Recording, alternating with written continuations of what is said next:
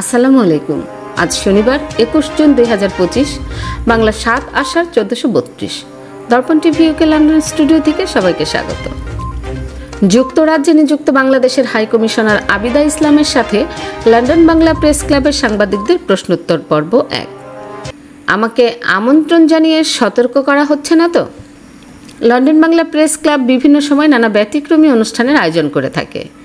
এর মধ্যে কোনো বিশেষ অতিথির সাথে কোয়েশ্চেন টাইম বা ডায়ালগ হচ্ছে অন্যতম। এই পর্যায়ে যে সমস্ত ভিআইপি গণেতে যোগদান করেন তাদের বিভিন্ন কার্যক্রম নিয়ে সংশ্লিষ্ট সাংবাদিকগণ প্রশ্ন করে থাকেন, আর অতিথিগণ উত্তর দিয়ে থাকেন। এ পরিস্থিতিতে অনেক সময় তারা প্রশ্নবাণে জর্জরিত হলেও উত্তর না দিয়ে পারেন না, কারণ সাংবাদিকরা দেশ, জাতি ও কমিউনিটির স্বার্থে কাজ করেন।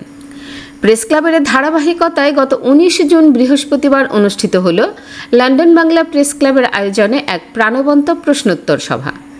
Community question time with the high commissioner শীর্ষক এই অনুষ্ঠানটি ইস্ট লন্ডনের এন্টারপ্রাইজ একাডেমি হলে আয়োজন করা হয়।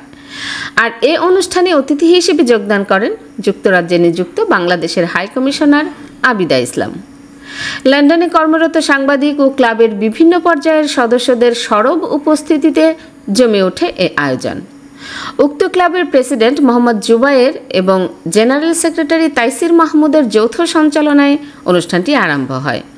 এতে প্রথমে হাই কমিশনার আবিদা ইসলাম তার বক্তব্যে যুক্তরাজ্যস্থ প্রবাসী বাংলাদেশিদের জন্য হাই কমিশনের চলমান কার্যক্রম এবং ভবিষ্যৎ পরিকল্পনা তুলে ধরেন। তিনি বলেন, বাংলাদেশ হাই কমিশন সবসময় প্রবাসী বাংলাদেশিদের পাশে রয়েছে এবং থাকবে।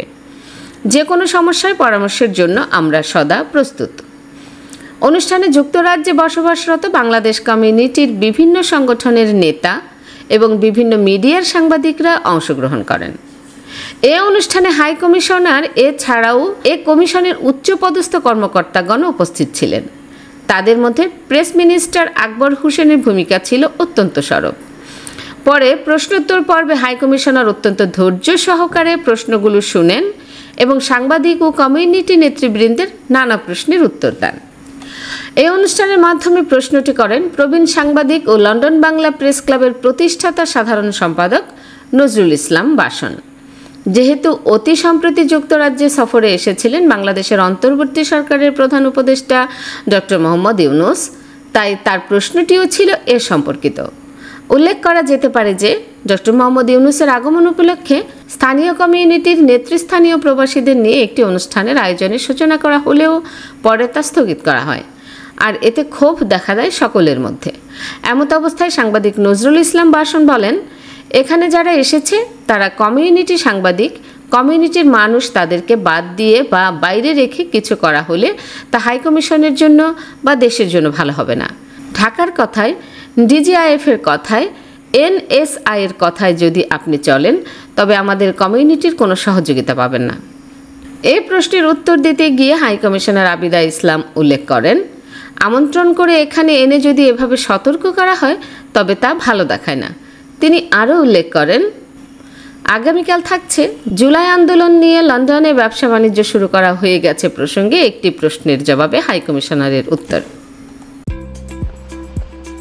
আপা দেখে চলতে পারেন না? সরি আপু, আগামীকাল আমার ওমরার ফ্লাইট। আমার জন্য আবায়া কিনতে হবে, হাজবেন্ডের জন্য টোপ এবং মেহমের কাপড় কিনতে হবে, যার জন্য খুবই প্যারায় আছি।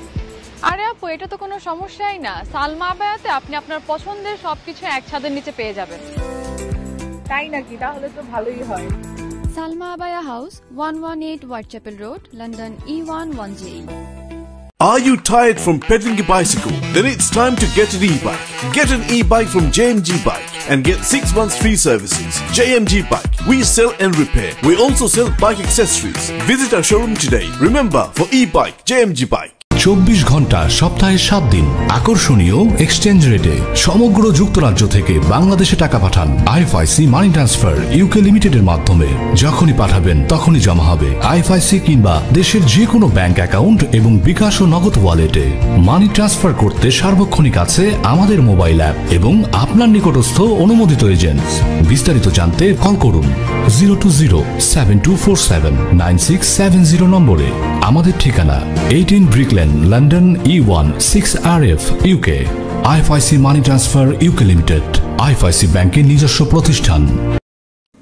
সুপ্রিয় দর্শক, এতক্ষণ আমাদের সঙ্গে থাকার জন্য ধন্যবাদ। আশা করছি দর্পণ টিভি ইউকে ফেসবুক পেজটি লাইক, কমেন্ট ও ফলো করে আমাদের সাথেই থাকবেন। আল্লাহ হাফেজ।